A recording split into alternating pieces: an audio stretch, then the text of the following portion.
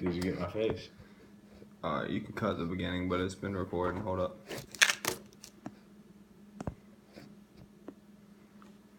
It's gonna fall like on like the 19th question. I won't hit the table. Alright. Where's your phone? I don't know. As long as it records, you can I think you can cut the beginning. Just don't F and don't. Tell me about yourself. Oh yeah. Okay, yeah, dude. Okay. Alright, Yeah. what? Don't I'm laugh, please. I'm only laughing when I'm looking at you. Alright, don't look at it. Tell me about yourself. My name's Bryce Norton. I'm from Durham, North Carolina. I've lived there my whole life, so I kind of know everything there is to know about Durham. I'm currently attending East Carolina University to study recreational therapy. I kind of got into that just because I've always had a passion for helping others, and so I think that'd be a great opportunity, a career opportunity for me to do that. I really love any activities outdoors, all sports. I really think that it helps connect us with other people just to let our guard down and doing stuff like that. And so, yeah.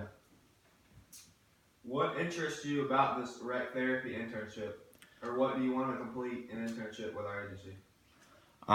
Like I kind of said, I've always been passionate for helping others.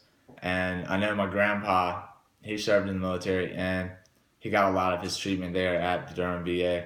And I know that they have great service there and they always treat every client like it's their only client. So I really like that and I want to be a part of that. And it's close to me, so I would kind of be helping out the community that I grew up in and that I know so well, and that'd be really important for me. What do you know about our agency thus far? Like I said, I've kind of seen the treatment you guys give firsthand, so I really want to be part of how good it is. I think I could help out.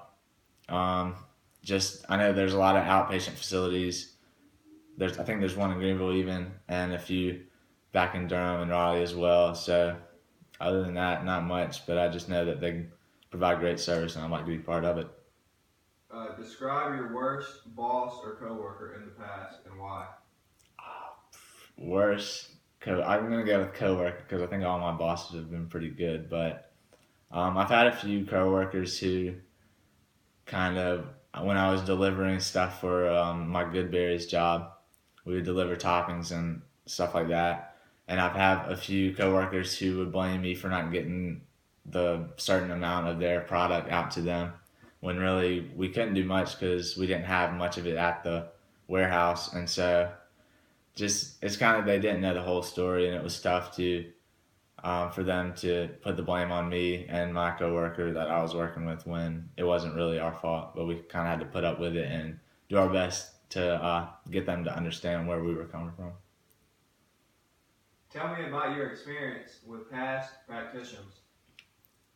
Past practicums, I haven't done much. I did shadowing hours at a few places, and I've kind of helped co-lead, I guess you could say, or just assist with facilitating some diversional activities in the assisted living home I shadowed in. I also participated in some wheelchair basketball practices, which was very fun for me just because I'm into basketball. But with the older population, we also worked with some arts and crafts activities to work on their fine motor skills.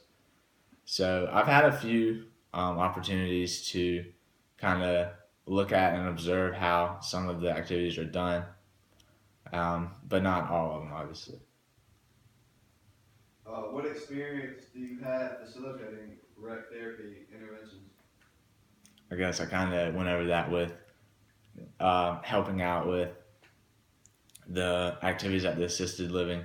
We also did some chair exercises where it was kind of chair dancing, I guess you could say, to get the residents moving, seeing as they couldn't really be mobile by themselves or get up and move around. So we did the chair exercises and I helped lead in those. I've also facilitated a few activities with younger children from elementary school down here in Greenville.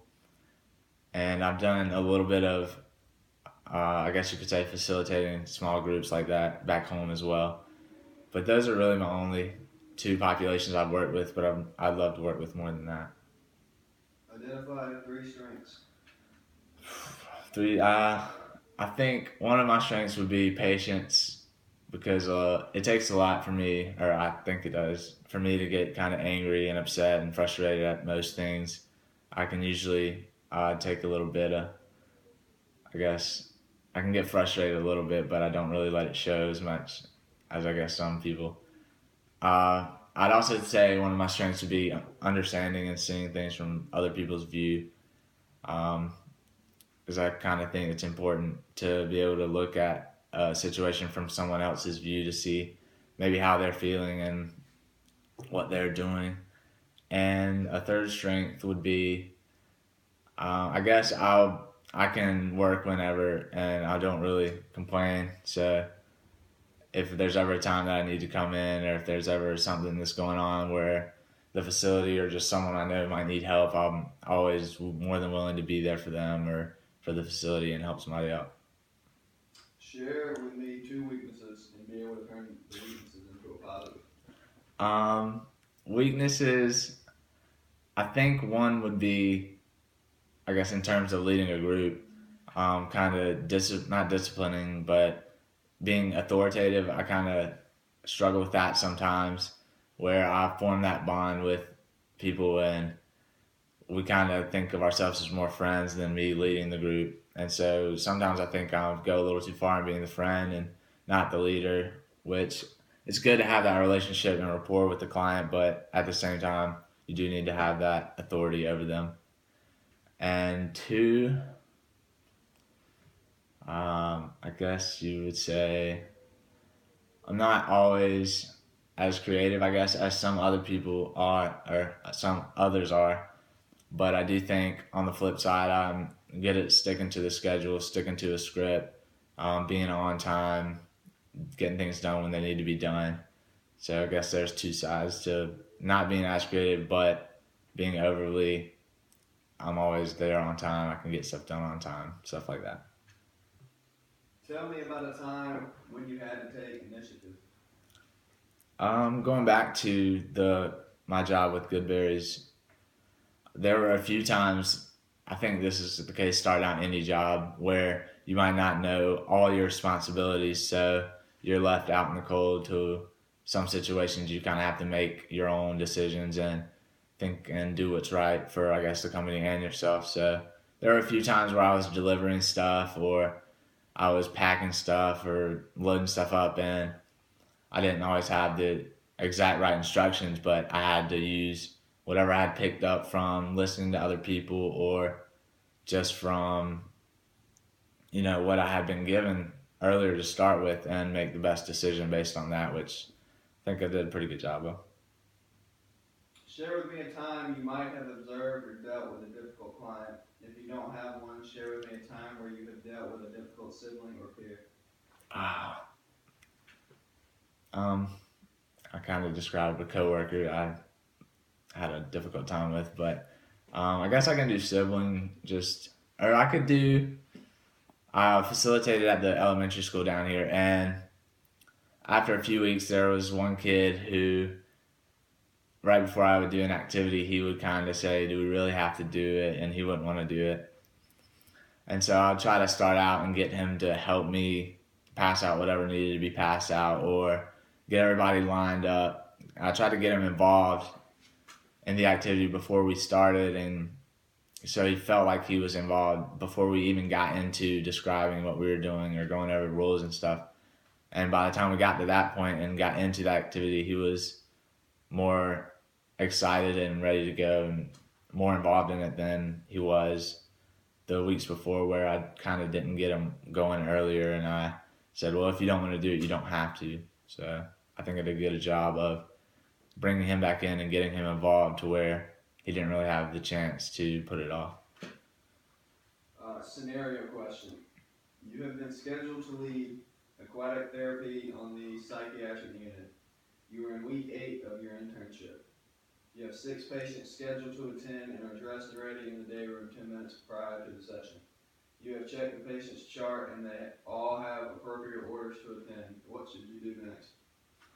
I guess I'm in there if I'm in there before them, I guess 10 minutes early, I would make sure that all the equipment we need for both for in the classroom and in the water would be safe and be checked over to make sure it was working properly. I'd make sure they had all the materials of what we would go over, like safety issues to go over before we got there. Um, get their seats all lined up so they could come in and sit down and not be distracted by anything. And we could get started and get into the meat of what we're doing so that their outcomes would be better.